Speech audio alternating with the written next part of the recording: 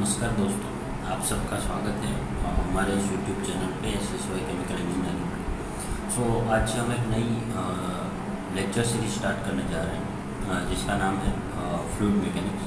बहुत बेसिक से हम स्टार्ट करेंगे और एकदम कंसेप्चुअल क्लैरिटी तक हम जाएंगे।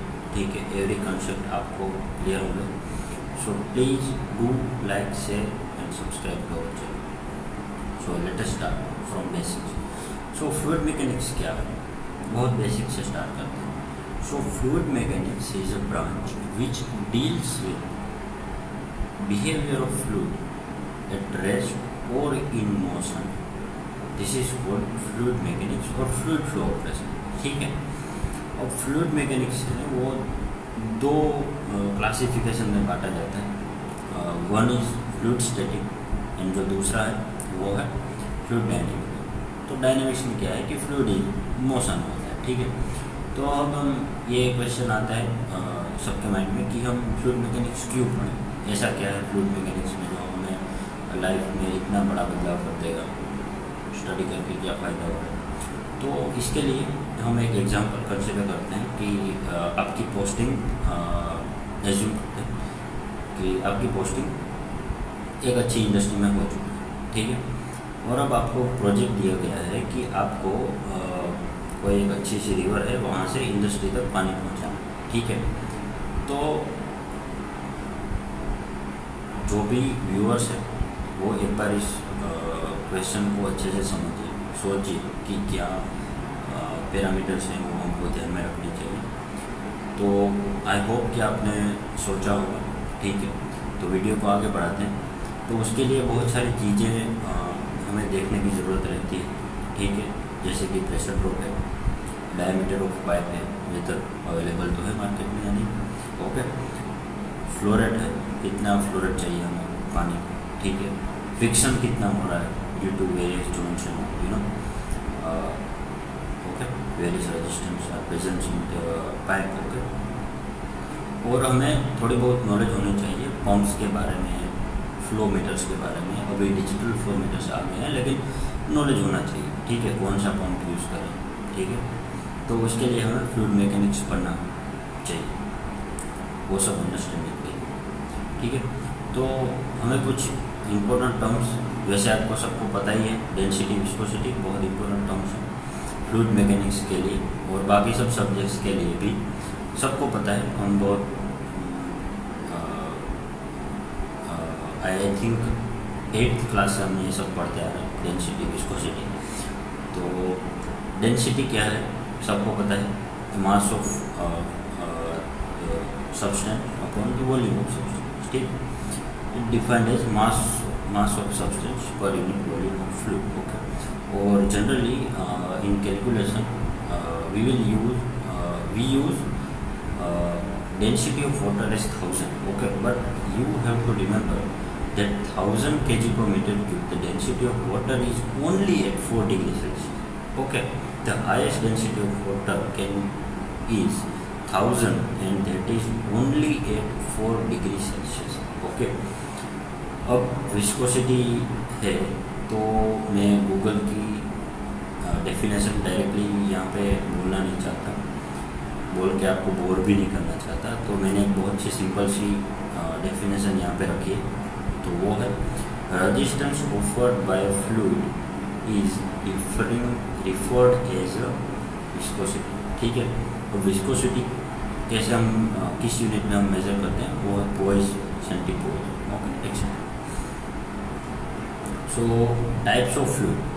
कोई भी हम कोई भी मेटर को हम जब स्टडी करते हैं तो वहाँ पे आइडियल नाम का एक केसेस हम लेते हैं कि आइडियल में ऐसा होना चाहिए। अब रियल सिचुएशन में थोड़ा डेविएशन आ रहा है। ठीक है, तो आइडियल फ्लूइड इसको कहते हैं जिसमें उसकी जो विस्कोसिटी है वो 0। तो ऐसे फ्लूइड तो रियल में एग्जिस्ट नहीं करते, वरना हमारे पास अनलिमिटेड पावर का सोर्सेज होता। ठीक है, अब रियल फ्लूइड में क्या है, रियल फ्लूइड में कंप्रेसिबल फ्लूइड, इनकम्प्रेसिबल फ्लूइड। तो कंप्रेसिबल फ्लूइड किसको कहते हैं, जिसकी जो वेरिएशन है, डेंसिटी का वेरिएशन प्रेशर और टेम्परेचर के रिस्पेक्ट में हो रहा है उसको कंप्रेसिबल फ्लूइड कहेंगे, और जिसका डेंसिटी का वेरिएशन टेम्परेचर और प्रेशर के रिस्पेक्ट में बहुत ही माइनर सा हो रहा है, ज़्यादा डिविएशन नहीं आ रहा है, उसको इनकम्प्रेसिबल फ्लूइड कहेंगे। और क्या क्या एग्जाम्पल्स है, like water, most of the liquid fluid is considered in the category of incompressible fluid, ठीक है। So there are Newtonian fluid, non Newtonian fluid. जो भी न्यूटन्स लॉ ऑफ विस्कोसिटी को फॉलो करता है, जो भी फ्लूइड, उसको न्यूटोनियन फ्लूइड कहते हैं, और जो भी न्यूटन्स लॉ ऑफ विस्कोसिटी को फॉलो नहीं करता है उसको नॉन न्यूटोनियन फ्लूइड कहते हैं। आई होप आप सब ने ये पढ़ा होगा, बहुत बेसिक से टर्म है। अब compressible fluid versus incompressible fluid, ठीक है। तो हमने बोल तो दिया कि डेंसिटी है जो टेम्परेचर और प्रेशर का ही फंक्शन, ठीक है। तो हमको कैसे पता, ठीक है। तो इसीलिए हम छोटा सा एग्जांपल कंसीडर करते हैं। यहाँ पे आइडियल केस की इक्वेशन है PV = nRT, you know. So when n क्या है, mass of a particular substance upon उसका मोलिकुलर वेट, ठीक है। तो अब हम जब मास अपन वॉल्यूम, यहाँ पे वॉल्यूम को डिनोमिनेटर में लाते हैं, सॉरी, तो यहाँ पे डेंसिटी हम लिख सकते हैं उसकी जगह, और ये मोलिकुलर वेट का मोलिकुलर वेट यहाँ पे लिखा हुआ है। तो हम डेंसिटी को लिख सकते हैं P × मोलिकुलर वेट, ठीक है, डिनोमिनेटर में R × T, वेर R क्या है, यूनिवर्सल गैस कॉन्स्टेंट, जो कॉन्स्टेंट है, ठीक है, और मोलिकुलर वेट भी for a particular substance constant होता है, ठीक है। तो यहाँ पे डेंसिटी किसके फंक्शन में है, टेम्परेचर और प्रेशर ओनली। तो अब जब डेंसिटी जो है वो टेम्परेचर और प्रेशर के रिस्पेक्ट में वेरिएशन आ रहा है, तो उसको कहेंगे हम कंप्रेसिबल फ्लूइड, सॉरी। और अगर वेरिएशन नहीं हो रहा है, ज़्यादा वेरिएशन नहीं हो रहा है, ज़्यादा डेविएशन नहीं शो हो रहा है, तो उसको कहेंगे incompressible fluids, okay. Now Newton's law of viscosity क्या है। सो न्यूटन ने जब एक्सपेरिमेंट किया तो ये फाउंड हुआ कि फोर्स जो है, जब दो प्लेट के बीच में अगर फ्लूइड रखा है और एक प्लेट मूविंग है, उस पर फोर्स लग रहा है, ठीक है, तो वो जो फोर्स है वो प्रोपोर्शनल टू वेलोसिटी है, प्रोपोर्शनल टू एरिया है, but inversely proportional to the thickness between that plate, okay है। तो अब हम इसको और अच्छे टर्म्स में कहें तो उसको ये कहा जा सकता है कि Newton's law of viscosity tells us that shear stress is directly proportional to the shear rate। अब shear rate क्या है, उसको वेलोसिटी ग्रेडियंट के टर्म्स में भी हम लिख सकते हैं dV/dy, ठीक है। अब जो प्रोपोर्शनलिटी कांस्टेंट हटाने के लिए हम वहाँ पे विस्कोसिटी पुट करते हैं, ठीक है। आप यहाँ पे यूनिट बैलेंस भी देख सकते हैं। तो ये जो A कर्व है, यहाँ पे A कर्व, ठीक है, उस अगर ये वाले कर्व को अगर कोई भी फ्लूइड फॉलो करेगा तो इसको न्यूटोनियन फ्लूइड कहेंगे, सॉरी। और ये D कर्व जो है, इसको अगर कोई भी फ्लूइड अगर उसको फॉलो कर रहा है तो इसको डायलेटेंट फ्लूइड कहेंगे। तो इसकी इक्वेशन हम कैसे लिख सकते हैं, यहाँ पे लिखा हुआ है कि इन जनरल हम ऐसे लिख सकते हैं τ = K × du/dy raised to the power n, okay. तो डायलेटेंट के लिए n > 1, for pseudoplastic n <1। Pseudoplastic का बहुत ही बेस्ट एग्जांपल है, दैट इज अवर ब्लड, ठीक है।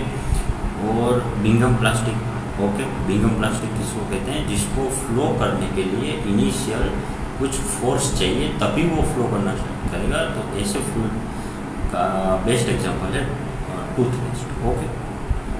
और यहाँ पे दूसरा भी फ्लूइड है जिसको रियोपैटिक फ्लूइड कहते हैं, वो टाइम पे भी डिपेंडेंट है, ठीक है। अब छोटा सा टॉपिक है, डिस्कस कर लेते हैं, कैपिलरी इफेक्ट।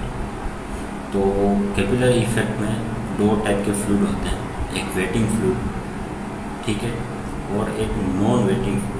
वेटिंग फ्लूइड है वो पॉजिटिव हाइट क्रिएट करते हैं कैपिलरी में, वेरेज नॉन वेटिंग फ्लूइड है वो नेगेटिव हाइट क्रिएट करेंगे when capillary is dipped into the fluid, okay. So ये इसका प्रूफ है, आप लोग देख सकते हैं एक बार वीडियो पॉज करके, बहुत ही इजी सा प्रूफ है। जैसे कि ये हम फोर्स बैलेंस करें, ये हॉरिजॉन्टल वर्टिकल फोर्स बैलेंस करेंगे। तो यहाँ पे weight of particular weight of that height, okay. Weight of height को कैसे लिख सकते हैं, एम इंटू जी, ठीक है। वहाँ पे एम को हम कैसे रिप्लेस करते हैं, रो इंटू वॉल्यूम। तो वॉल्यूम को क्या लिख सकते हैं, एरिया इंटू हाइट, ठीक है। और सिमिलरली सरफेस टेंशन का जो यूनिट है वो हमको पता है, न्यूटन इंटू मीटर होता है। सो उसको हमें सरफेस एरिया से मल्टीप्लाई करना पड़ता है, तो दैट इज़ 2πr। और अगर हम उसको वर्टिकली लें तो इंटू cos थीटा आएगा, और हम ये डेरिवेशन बहुत ईजिली कर सकते हैं, ठीक है। आई होप आप सबको समझ आ रहा होगा। तो यहाँ पे बहुत एक इम्पोर्टेंट टॉपिक है हाइड्रोस्टैटिक इक्विलिब्रियम। ये बहुत ही ये कॉन्सेप्ट बहुत ही ज़रूरी है, हम सबको इसके बारे में पता होना चाहिए, ठीक है। तो मैं सॉरी एक बार मार्कर लेके आपको समझाता हूँ। तो देखिए यहाँ पे हम थोड़ा सा लिख के थोड़ी प्रैक्टिस करते हैं कि प्रेशर है उसको क्या लिखा जा सकता है। प्रेशर को हम जनरली लिखते हैं फोर्स बाय एरिया, ठीक है। सबको ये पता ही होगा कि फोर्स बाय एरिया हम लिख सकते हैं। और फोर्स को क्या लिख सकते हैं, लेटर से ये ए पॉइंट पे हमें फोर्स लिखना है, ठीक है। तो ये ए पॉइंट पे जितना भी वेट है, weight of fluid A point पे जितना भी है उसका मास, ठीक है। और into acceleration that is gravity upon area, ठीक है। अब हम मास को रिप्लेस कर सकते हैं रो, ठीक है, एरिया, वॉल्यूम को रिप्लेस करते हैं एरिया इंटू हाइट से, और ये जी का जी यहाँ पे है और एरिया यहाँ पे है, ठीक है। तो एरिया कैंसिल आउट, तो यहाँ पे फाइनल जो इक्वेशन है वो है रो जी एच।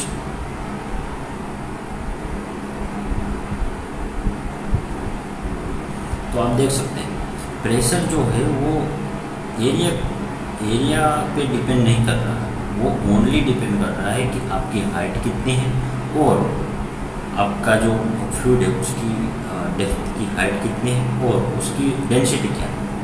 तो हम यहाँ पे देख सकते हैं A B C D E F G सब पॉइंट है वो एक ही लाइन पे है, तो वहाँ सबका प्रेशर सेम होगा। ये सीधे रोड सिंपल का बहुत ही बेस्ट एग्जाम्पल है, मैंने वहीं से लिया।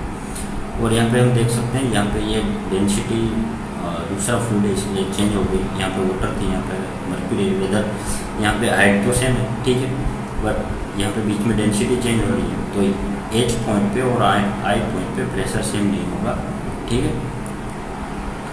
तो अब हम देखते हैं टाइप्स ऑफ फ्लो, ठीक है। टाइप्स ऑफ फ्लो हमको इसे इसके बारे में पता ही है। ट्रांजिशन, ठीक है, first of all laminar, then transition, then turbulent. अगर बहुत ही कम तो ये डिपेंड किस पे करता है, रेनॉल्ड्स नंबर पे, ठीक है। रेनॉल्ड्स नंबर को हम कैसे डिफाइन करते हैं, inertial force upon viscous force, okay. तो यहाँ पे आप प्रूफ देख सकते हैं। अल्टीमेटली जो इक्वेशन आएगा वो आएगा rho into V into D, ठीक है, rho into V into D by mu, ठीक है। ये डेरिवेशन आप देख सकते हैं। तो इस पे डिपेंड करता है। अगर रेनॉल्ड्स नंबर की वैल्यू 2100 से 2100 से कम है तो उसको लेमिनार फ्लो कहते हैं। अगर वो बहुत ज़्यादा है तो उसको टर्बुलेंट फ्लो कहेंगे, ठीक है। तो देखते हैं इक्वेशन ऑफ कंटिन्यूटी, ठीक है। तो इक्वेशन ऑफ कंटिन्यूटी एक बार देख लेते हैं कि अगर कोई पाइप है जिसका डायमीटर जो है वो वेरी कर रहा है through out the cross section, ठीक है। अगर यहाँ पे लेटेस्ट सपोज कि यहाँ पे एरिया A1 और यहाँ पे एरिया कुछ A2 हो गया, ठीक है। तो वेलोसिटी में तो चेंजेस आएगा, ठीक है। जैसे कि डेंसिटी भी वेरी हो रही है, तो क्या क्या हम यहाँ पे पता लगा सकते हैं, ठीक है। तो एक बारी ये सेक्शन में मास कंजर्वेशन लॉ लगाते हैं। तो mass flowing should be is equals to mass flow. यहाँ पे कोई लीकेज नहीं है, ऐसा रिजम्पशन है इसके। तो मास फ्लोइंग को हम क्या लिख सकते हैं, rho one A one into V one. V one क्या है, वहाँ की वेलोसिटी, उस पॉइंट पे वेलोसिटी जो है, और rho two A two into V two, ठीक है, उस पॉइंट पे उसकी वेलोसिटी। अगर हम इनकम्प्रेसिबल फ्लूइड कंसिडर करेंगे तो rho one is to rho two होगा, और इसकी जो अल्टीमेट इक्वेशन आएगी that is A one V one is equals to A two V two. ये बहुत ही कॉमन इक्वेशन है। डेंसिटी जनरली वेरीज नहीं करती, हम जब भी कोई प्रॉब्लम सॉल्व करना होता है, और डे टू डे लाइफ में भी हम लिक्विड फ्लूइड से डील करते हैं, तो इसलिए डेंसिटी को हम कॉन्स्टेंट लेते हैं, और हम जनरली याद रखते हैं A one V one is equals to A two V two, that is equation of continuity. So okay, so thank you for watching. Do like share and subscribe. अगर आपको कोई भी डाउट है आप कमेंट सेक्शन में पूछ सकते हैं। एंड वन मोर थिंग मैं यहाँ पे कहना चाहूँगा कि हम आगे बर्नौली इक्वेशन पढ़ेंगे, ठीक है, हाइजेनबर्ग इक्वेशन पढ़ेंगे, तो आप चैनल को फॉलो करिए और नए नए वीडियो का अपडेट आप अगर आपने सब्सक्राइब करके रखा है तो आए, ठीक।